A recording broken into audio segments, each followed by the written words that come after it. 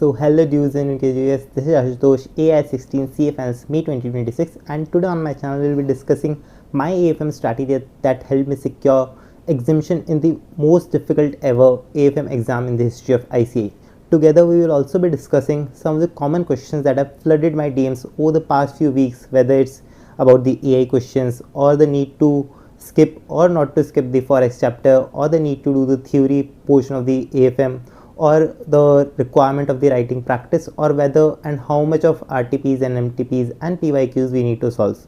So without further ado, let's get started. So देखो the first thing first, so I completed my classes around March 2024. That was approximately more than 2 years before my exams. तो जल्दी classes करना एक benefit तो है, बस उसके साथ एक प्रॉब्लम और आती है कि क्योंकि अपन मोस्ट ऑफ द केसेस में यही होता है कि अपन FR और AFM की क्लासेस इनिशियली करते हैं, तो जो क्लासेस और जो एग्ज़ाम स्टडी लीव्स होती हैं उनके बीच में गैप रह जाता है. तो जब वो गैप रह जाता है ना, तो जब अपन वापस स्टडी लीव्स में उन सब्जेक्ट्स को पढ़ने जाते हैं तो फिर ऐसा लगता है कि अपन नया सब्जेक्ट कुछ पढ़ रहे हैं. तो उसको मैंने कैसे अवॉइड किया, क्योंकि काफ़ी सारे स्टूडेंट्स जो देख रहे हैं वीडियो वो हो सकता है अभी आर्टिकलशिप फेज़ में ही हो, तो उसके लिए वो क्या कर सकते हैं.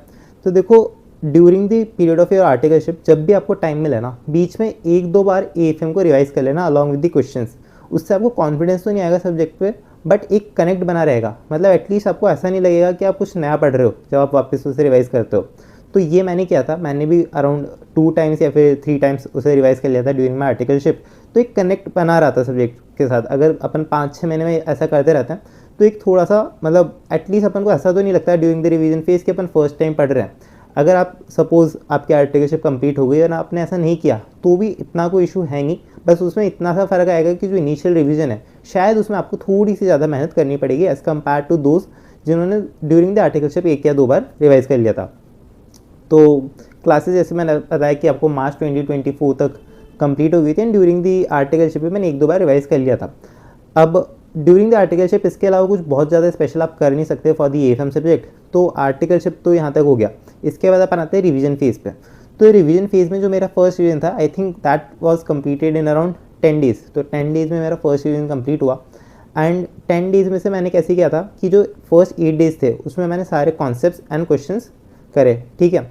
एंड क्वेश्चंस को ऐसा नहीं कि आपको ज़रूरी है कि राइटिंग में करना है, राइटिंग में आपको एक बार तो करने पड़ेंगे सारे क्वेश्चंस. तो मैंने वो ड्यूरिंग माई क्लासेस ही कर लिए थे, तो मुझे वापस उतना ज़्यादा रिक्वायरमेंट नहीं थी कि मैं हर एक क्वेश्चन को राइटिंग में करूँ. So around 50% of questions I did in writing during my first revision. And gradually over the period of जितने जैसे मेरे रिवीजन्स आते गए उतना ज़्यादा मैं राइटिंग प्रैक्टिस को कम करते गया, क्योंकि अल्टीमेटली जितना आप राइटिंग प्रैक्टिस करोगे उतना ज़्यादा आपको टाइम लगने वाला है.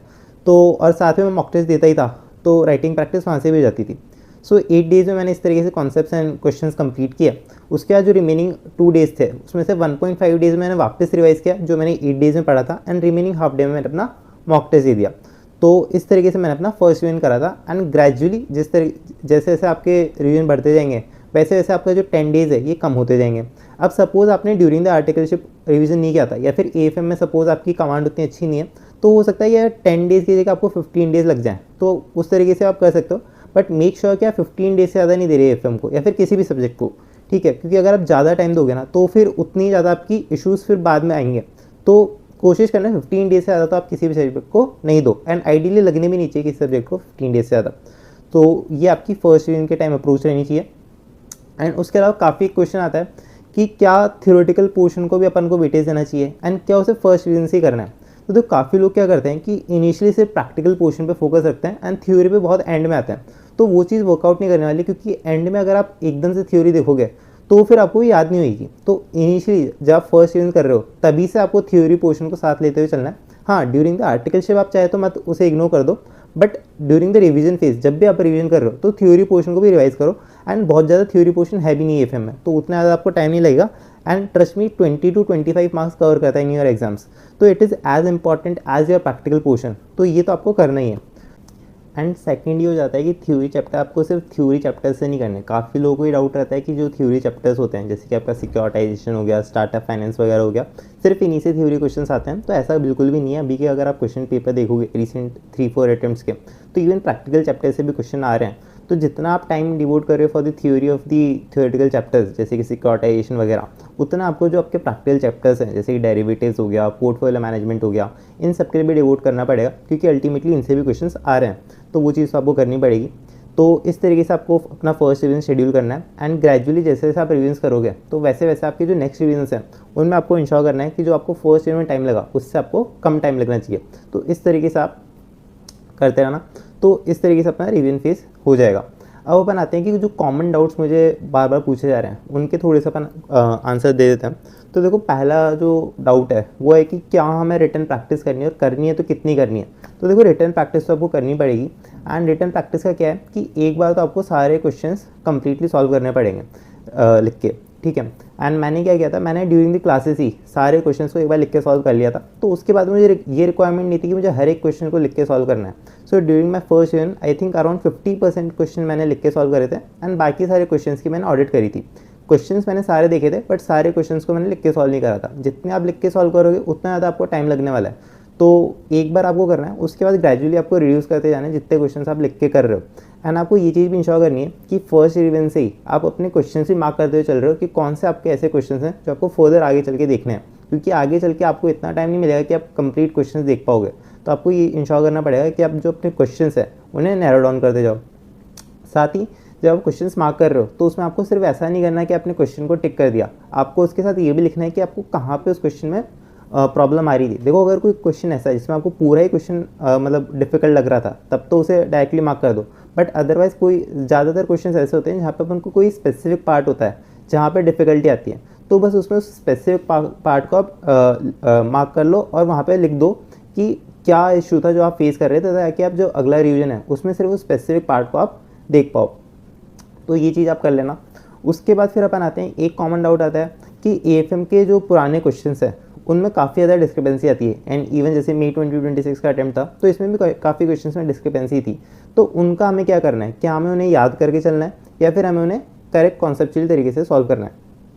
तो देखो, कुछ तो डिस्क्रिपेंसी ऐसी होती है जो ऐसे रिपीटेडली करता है, तो उनको तो देखो आपको आईसीए के तरीके से सॉल्व करना पड़ेगा। जैसे फॉर एन एग्जाम्पल मैं लेता हूँ, जैसे कि एक कॉन्सेप्ट होता है कि अगर रुपी 10% से अप्रिशिएट कर रहा है तो इसका मतलब ये नहीं होता कि डॉलर 10% से डिप्रिशिएट करेगा। बट आईसीए अपने क्वेश्चंस में क्या एज्यूम करता है कि अगर रुपी 10% से अप्रिशिएट किया तो इसका सीधा सीधा यही मतलब है कि डॉलर 10% से डिप्रिशिएट किया। तो आपको फिर उसी तरीके से उसे सोचना पड़ेगा।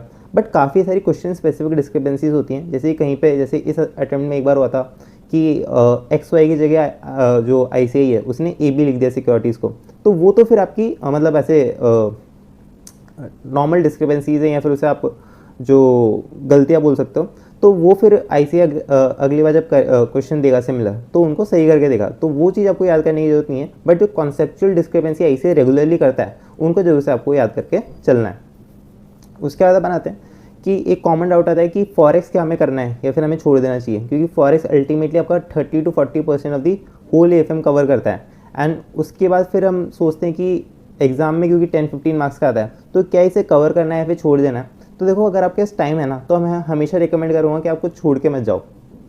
तो कवर तो आपको सारी चीज़ें करनी है, बट अगर आपको लगता है कि आपके पास टाइम अवेलेबल नहीं है और प्रीवियसली आपको फॉरेस्ट चैप्टर की इतनी अंडरस्टैंडिंग भी नहीं है, तो फिर उस केस में आप उसे लीव कर सकते हो। बट फिर आप 10 से 15 मार्क्स का लेके अपने साथ चलने वाले हो, और फिर फॉरेस्ट आप नहीं करोगे तो हो सकता है जो 1-2 अदर चैप्टर्स होते हैं, जैसे कि उसके बाद का एक चैप्टर्स होता है, आई थिंक नाम मुझे याद नहीं आ रहा, इंटरनेशनल फाइनेंशियल मैनेजमेंट, तो वो भी फिर आप नहीं कर पाओगे। तो इस तरीके से फिर आपको 10-15 मार्क्स का लीव करना पड़ेगा। तो अगर आपके पास टाइम है तो जरूर से कर लेना, बट अगर आपको लगता है कि आपके पास टाइम नहीं है तो फिर आप उसे जरूर से लीव कर सकते हो। उसके बाद एक जो मोस्ट कॉमन डाउट आ रहा है कि जो एआई क्वेश्चंस है क्या हमें इन्हें भी सॉल्व करना है। तो एआई के काफ़ी सारे टीचर्स ने बैचेस वगैरह भी लाए हैं, तो क्या हमें इन्हें सॉल्व करना है। तो देखो, कॉमन थिंग इज़ कि जो एआई के क्वेश्चंस है ना, अगर वो कभी भी आईसीआई बनाता है तो एआई से ही बनाने वाला है। एंड एआई ऐसा नहीं कोई लिमिटेड क्वेश्चन ही बना सकता है, and specially for the subject like AFM, क्योंकि जैसे डीटी और आईडीटी जैसे सब्जेक्ट्स होते हैं तो इनका तो एक बाउंडेशन है कि ये जीएसटी एक्ट या फिर इनकम टैक्स एक्ट के बाहर नहीं जा सकते। बट एएफएम में ऐसा कोई बाउंडेशन है नहीं, एएफएम एक ग्लोबल सब्जेक्ट है। इस अटेम्प्ट में भी आप देखोगे तो सॉवरेन गोल्ड बॉन्ड से क्वेश्चन आ गया, एंड इसी तरीके से कहीं से भी क्वेश्चन आ सकते हैं। तो कोई लिमिटेड एरिया नहीं है जहाँ से आईसीआई क्वेश्चन पूछ सकता है। तो एआई बैचेस और एआई क्वेश्चन सॉल्व करने का मुझे तो कोई प्रैक्टिकल पर्पस लगता नहीं है, क्योंकि अल्टीमेटली क्या होगा कि अगर आप ज़्यादा क्वेश्चन सॉल्व करोगे तो आप उन्हें बस एक बार ही देख पाओगे, फिर 2 बार ही देख पाओगे, आप उन्हें मल्टीपल टाइम्स नहीं देख पाओगे। एंड अगर आप एक बार देख के किसी क्वेश्चन को जा रहे हो तो आपको वो उतना ज़्यादा अंडरस्टैंडिंग आ नहीं पाएगी। तो मेरा तो यही रहेगा कि जो आपके प्रीवियसली जितने भी क्वेश्चंस हैं, आईसीआई के स्टडी मैट के क्वेश्चंस हो गए या फिर प्रीवियस ईयर के क्वेश्चन पेपर, आरटीपीज वगैरह के क्वेश्चन पेपर, अगर आप उन्हें देख के जाओ तो वो ज़्यादा बेनिफिशियल है, क्योंकि आईसीआई के एग्जाम में क्वेश्चन रिपीट होते हैं। इस बार के मेरे अटैम्प्ट में जरूर से उतने ज़्यादा क्वेश्चन रिपीट नहीं हुए, लेकिन ज़्यादातर अगर आप देखोगे, अगर आप जैन अटैम्प्ट भी देखोगे या फिर उससे पहले के अटैम्प्ट भी देखोगे तो काफ़ी सारे क्वेश्चन रिपीट होते हैं। तो वो अगर आप पुराने क्वेश्चन देख के जाओगे तो आई थिंक वो ज़्यादा बेनिफिट करेगा आपको रादर देन सीइंग दी एआई क्वेश्चंस। तो एआई क्वेश्चंस के लिए तो ये मेरा ओपिनियन है। उसके बाद अपन आते हैं क्या हमें मॉक टेस्ट देने हैं तो कितने देना है। तो देखो मॉक टेस्ट तो जरूर से आपको देने पड़ेंगे, अदरवाइज़ आपका मतलब पास होना, मैं ऐसा नहीं बोलूँगा कि हो ही नहीं सकते, बट काफ़ी ज़्यादा डिफिकल्ट हो जाता है, क्योंकि अल्टीमेटली फिर क्या होता है कि आप अपना जो एग्ज़ाम है उसे अपना मॉक टेस्ट बना लेते हो। तो अगर आप मॉक टेस्ट दोगे तो जरूर से आपके 20-30 मार्क्स इंक्रीज़ हो जाएंगे। तो मॉक टेस्ट तो देखो आपको देने पड़ेंगे। एंड काफ़ी लोग है ना मॉक टेस्ट देने में डरते हैं। तो देखो डरना क्या है उसमें कि अगर आपकी सपोज मॉक टेस्ट में 30 मार्क्स भी आ रहे हैं तो ये बेटर है ना कि रादर देन आपके जो मेन एग्जाम है उसमें 30 मार्क्स आते हैं। अगर मॉक टेस्ट में आपके 30 मार्क्स आ रहे हैं तो आपके पास इंसेंटिव है कि एटलीस्ट आप उसे अपने एग्जाम्स तक इंप्रूव कर सकते हो। बट अगर आपके एग्जाम में ही वो गलतियाँ जाके कर रहे हो तो फिर आपको जो नेक्स्ट अटैम्प्ट है वहीं पे उन गलतियों को इंप्रूव करना पड़ेगा। तो बेटर है कि आप मॉक टेस्ट जरूर से दे दो। एंड एटलीस्ट 3 मॉक टेस्ट मैं रिकमेंड करता हूँ, बट अगर किसी के पास टाइम नहीं है तो 2 तो एटलीस्ट मॉक टेस्ट जरूर से आपको करके जाना है, तभी आपको पता चलेंगी कौन सी ऐसी चीज़ें जहाँ पे आप डिस्क्रिपेंसीज कर रहे हो। एंड मॉक टेस्ट करने से आपकी स्पीड भी इंप्रूव हो जाएगी। तो काफ़ी लोगों को इशू आता है कि उनका पेपर ही कंप्लीट नहीं हो पाता, तो वो वाला इशू भी वहाँ से एड्रेस हो जाएगा। उसके बाद आता है कि क्या हमें PYQs, RTPs, MTPs करनी चाहिए।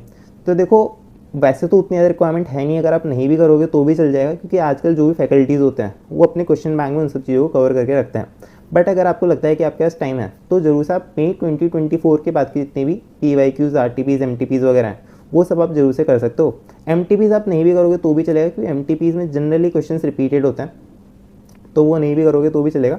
एंड एक और बात, जब मैंने मॉक टेस्ट करने के लिए बोला था तो उसमें MTP को आप एज मॉक टेस्ट कभी मत करना, क्योंकि जो MTP का लेवल होता है और जो क्वेश्चन पेपर जो एग्जाम में आता है उसके लेवल में मतलब ऑलमोस्ट ज़मीन आसमान का फ़र्क होता है। तो MTPs को एज मॉक टेस्ट तो कभी मत करना।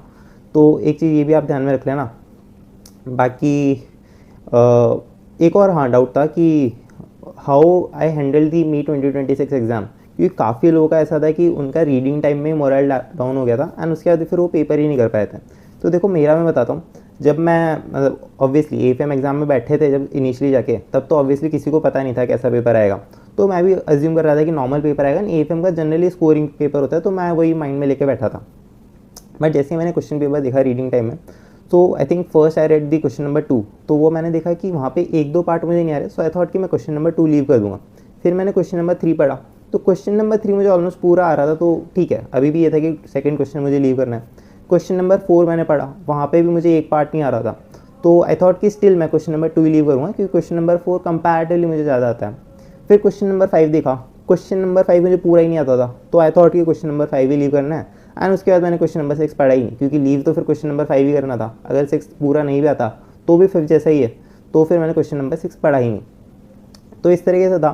अब यहाँ पे मैंने क्या किया कि मतलब व्हाट आई थॉट कि अगर ये मुझे इतना डिफिकल्ट लग रहा है ना, तो आई थिंक ये पेपर ही ऐसा है, अगर मुझे नहीं आ रहा तो किसी को भी नहीं आ रहा। And it was not the over confident, बस just a belief in my preparations. अगर मैंने इतनी मेहनत करके गया हूँ AFM के एग्ज़ाम में एंड फिर जाके मुझे ऐसा लग रहा है, तो आई थिंक पेपर में इशू है, ये मेरे अंदर का इशू नहीं है।